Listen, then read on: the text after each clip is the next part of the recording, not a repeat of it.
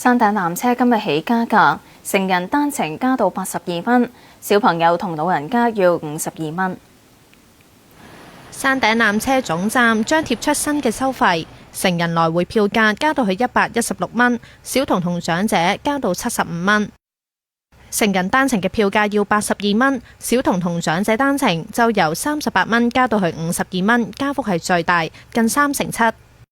我是外地遊客，無所謂。為什麼？偶爾坐一次嘛，購票方便是最主要的。幾塊錢的差價無所謂。一個遊客心態啦，唔係成日嚟嘛，咁佢都要營運噶嘛，同埋佢成日都會翻新啲車啊咁樣，我 OK 嘅其實。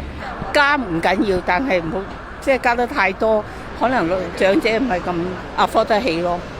不過亦都有人覺得加幅過高，我覺得偏貴嘛，因為平時唔係咁多價，你突然之間升咗呢個價，會覺得肯定係貴㗎咯。等都冇辦法啦，等都要保持一個良好嘅心情嚟玩啦，等都加到價加算啦。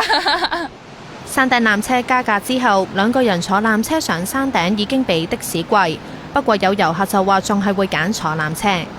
來了要看一看嘛，車子有車子的路，纜車有纜車的路，觀光效果不一樣。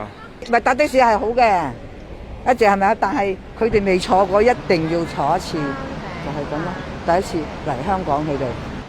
山頂纜車對上一次加價係喺舊年年底，加幅大約2成。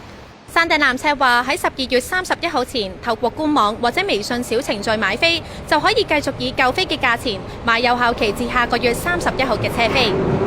無線電視記者蕭亞文報道。